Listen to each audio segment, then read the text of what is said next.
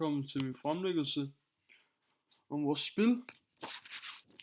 Til at starte med skulle vi vælge vores emne og starte vores case.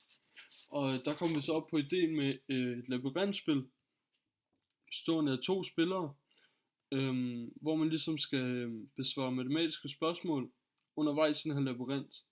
Og vinderen er så den, der når midten først. Det gjorde vi for både at beholde det underholdende og det læringsbaserede i vores spil.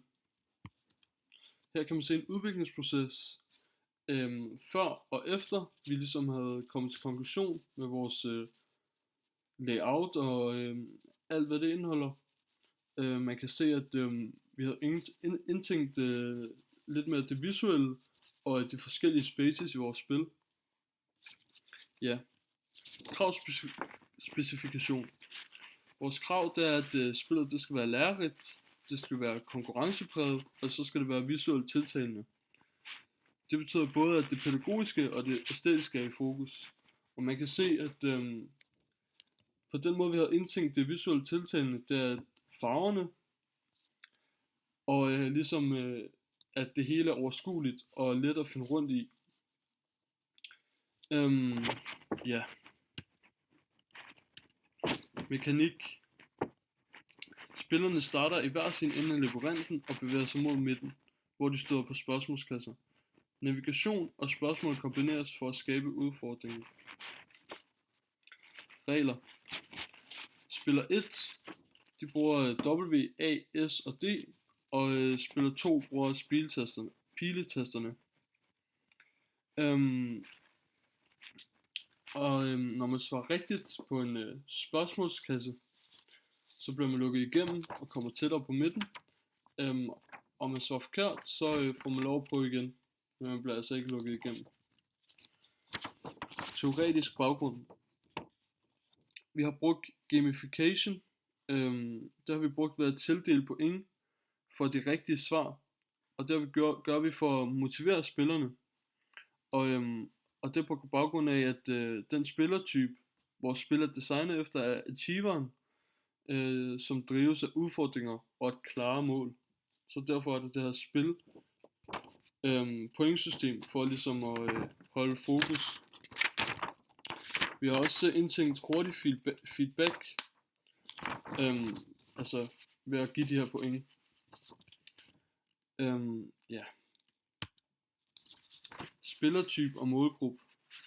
Vores målgruppe det er elever fra folkeskolen, primært udskolingen, folk som elsker konkurrence og hurtig feedback, og vores design og pointsystem er netop udviklet med deres præference for og det skal lige siges at det her pointsystem det er altså ikke noget vi har noget at lave i vores spil, men det er noget vi havde tænkt os at lave hvis vi så havde haft tiden til det.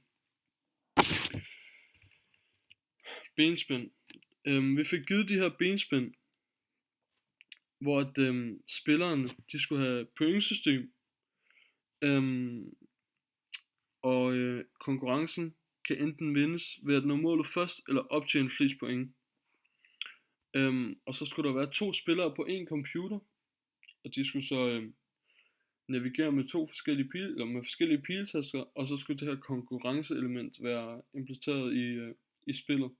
Og det har vi ligesom gjort ved at der er ligesom noget på spil, man kan vinde eller tabe, og der er ligesom det her konkurrenceelement ved hvem der når først igennem.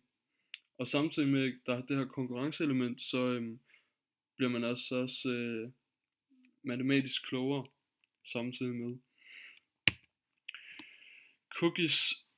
Cookies det er små tekstfiler, der kan huske brugerpræferencer, som f.eks. high scores og indstillinger. Og fordelen ved det er, at det er en personaliseret oplevelse, mens ulemperne det har noget at gøre med privatliv og datasikkerhed, som kan være lidt man kan se på det fra en lys vinkel og en mørk vinkel. Det handler om at balancere det korrekt. Her er så vores prototype på papir, hvor vi har lavet en lille video.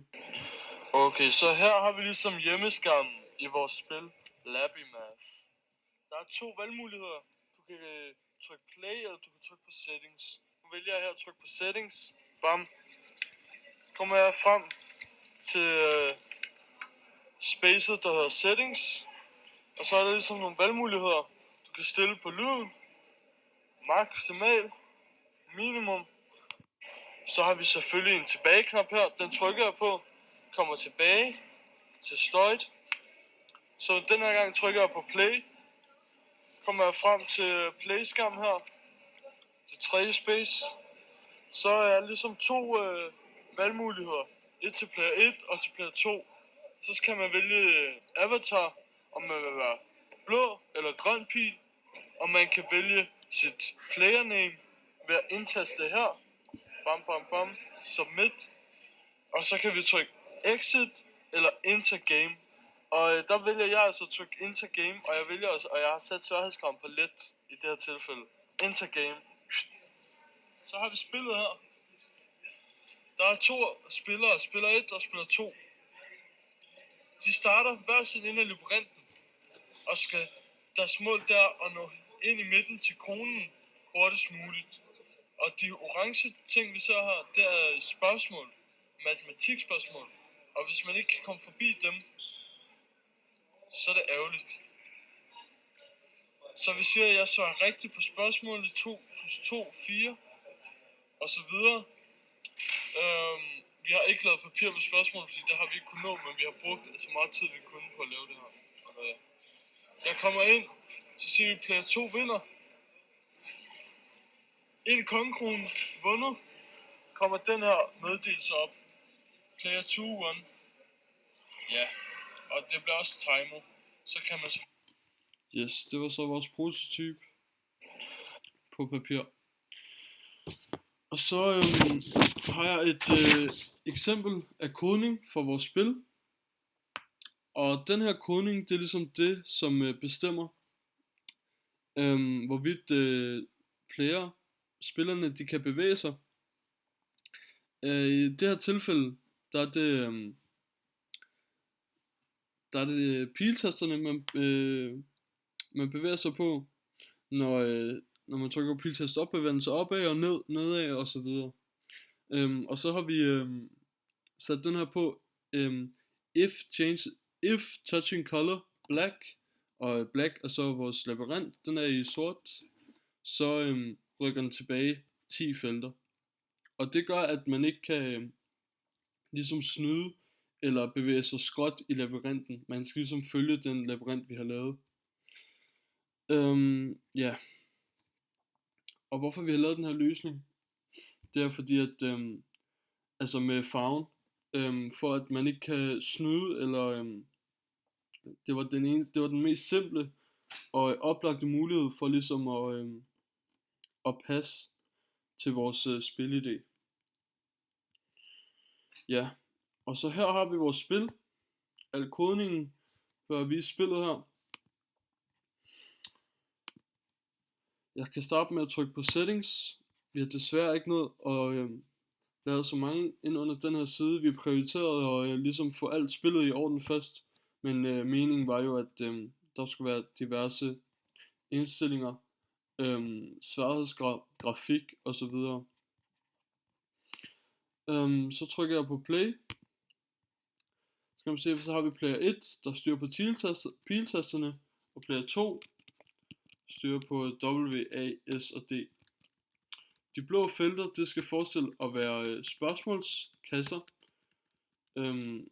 Ja, og vi kan se, vi kan ikke komme igennem det sorte, fordi at den kodning, vi lige har forklaret, ikke giver os lov. Ja, det var mit spil.